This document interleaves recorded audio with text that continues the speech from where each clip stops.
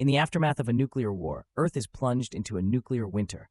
Survivors who ventured into the planet's core uncover an alien civilization that offers salvation. In 2018, lunar Nazis attack Earth, leading to devastation. The U.S. president witnesses a nuclear explosion from the White House before fleeing by helicopter. Meanwhile, in the Kremlin, the Russian president fantasizes about annexing Ukraine, creating a map collage. The U.S. president reaches a secret Antarctic refuge, while the Russian president behaves bizarrely, stripping off his clothes and dancing. As the American president descends deeper into the refuge, they transform a limb into an alien appendage and activate a hidden blue sphere.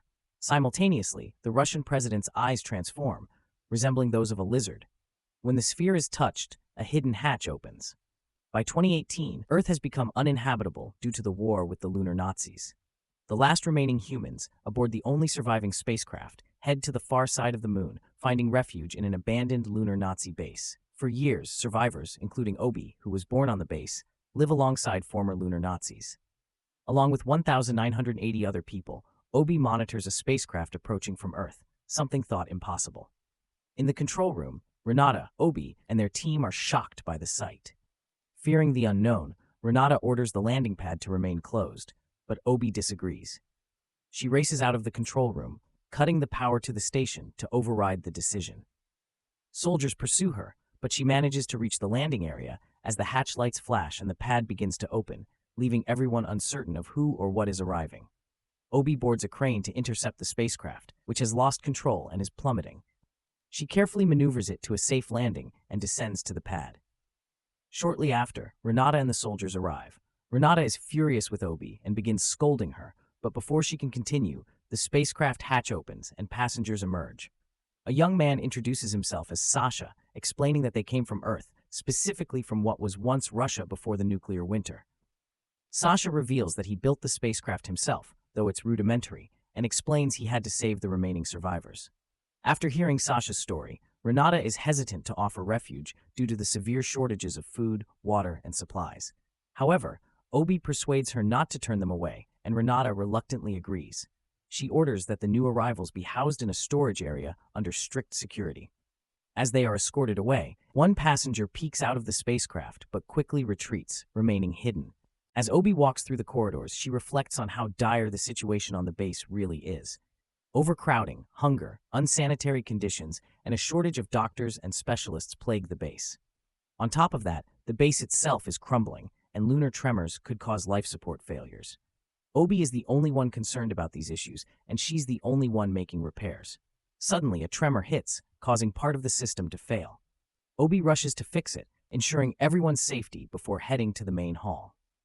There, she finds a group known as the JSTS, followers of a new moon-based religion, gathered for a meeting. The sect leader invites the crowd to pray for their father Steve to grant them light. As they begin their prayers, the leader uses his iPad to locate a young man who has broken their rules. Confronted with the violation, the leader decides to separate the young man from the group. The other members panic and distance themselves from the offender, who begs for mercy, insisting his loyalty to Steve. However, the leader opens an app on his gadget, and the young man's phone explodes. Watching in horror, Obie grabs a large hammer, smashing through the glass doors to confront the sect. Outraged, the leader threatens her, but Obie counters by threatening to cut off their Wi-Fi, forcing him to dismiss the group. To her shock, Obie spots her mother among the followers, clearly very ill. Bewildered by her mother's involvement in the sect, Obie is burdened by the mounting issues on the base. Especially since her father's death, she has been the only one dealing with the problems caused by the increasing lunar tremors. Donald approaches with a suggestion to solve the problems by thinking differently. Obie brushes him off, and her mother chastises her for being rude, implying that this attitude will affect her chances of finding a partner. Obie retorts that she doesn't need a man. Just then, Malcolm enters, shares a few brief words with Obie, and leaves. Renata comments that Obie and Malcolm would make a good match. In one of the base's compartments stands the half-dismantled Amelia spacecraft, stripped for parts years ago, with only remnants remaining. People are growing anxious about the future, as this was their only spacecraft. Obie tries to repair it, but fails. Deciding to inspect the refugee spacecraft, she is suddenly distracted by a cloaked figure and stealthily follows them. The figure leads her to a bunker, disappearing behind a door. As she sneaks inside, Obie is struck on the head and loses consciousness. When she regains consciousness, Obie finds herself in a room with a strange man searching through a table. After finding something to eat, he is momentarily distracted. Obie attempts to untie her hands and asks him who he is. He removes his hood and reveals his identity, Wolfgang Quartz, the lunar Führer, whom her mother had once seen die. Once freed, Obie attacks him and almost overpowers him, but he insists she will need him in the future, as he knows how to help her sick mother. Before leaving, he hands Obie a piece of candy, claiming it will help her mother. Rushing to find her, Obie locates her mother near a photo of her deceased father. Obie's mother's condition worsens, but after Obie convinces her to eat the candy, her health dramatically improves, and she even regains her youth. Shocked by the transformation, Obie flees. Unbeknownst to her, Donald has been watching the entire time. Returning to confront Wolfgang Quartz, Obie demands to know what he gave her mother. He explains that it was Velia, pure energy. This powerful substance fuels spacecraft and grants immortality to beings like him. When Obie questions what makes him different from humans, he asks her to untie him so he can demonstrate. Hesitant but curious, Obie frees him.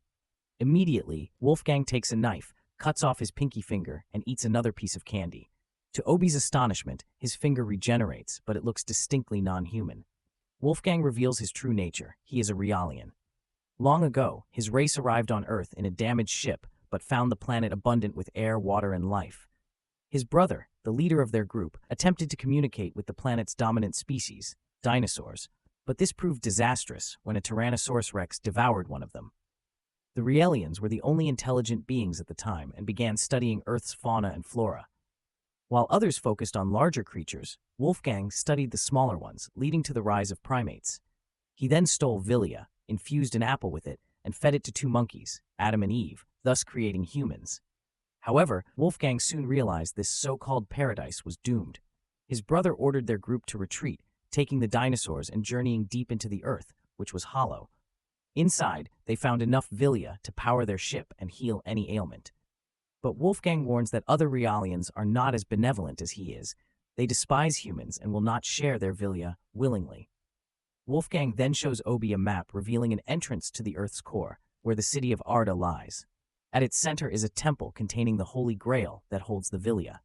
When Obie questions his motives, he avoids answering directly, claiming he has no other choice. He also requests that she bring the Russian, Sasha, as she'll need help piloting the spacecraft.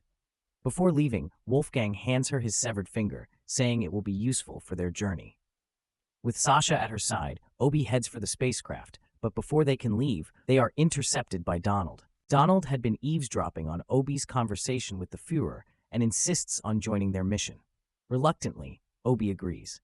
When they reach the landing pad, they encounter a guard. Sasha attempts to knock him out, but fails because the guard is wearing an impact-resistant suit. Malcolm, removing his helmet, informs Sasha of this while helping tend to his injured hand.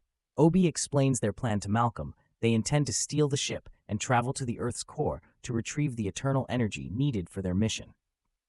Malcolm decides to join them. Boarding the spacecraft, the group sets off with Sasha and Obie at the controls. Obie worries the ship might fall apart as they enter the atmosphere, but Sasha reassures her. However, when Obie tries to assist, she accidentally pulls a lever, causing the spacecraft to lose control. They crash land roughly on a glacier, but the ground beneath them collapses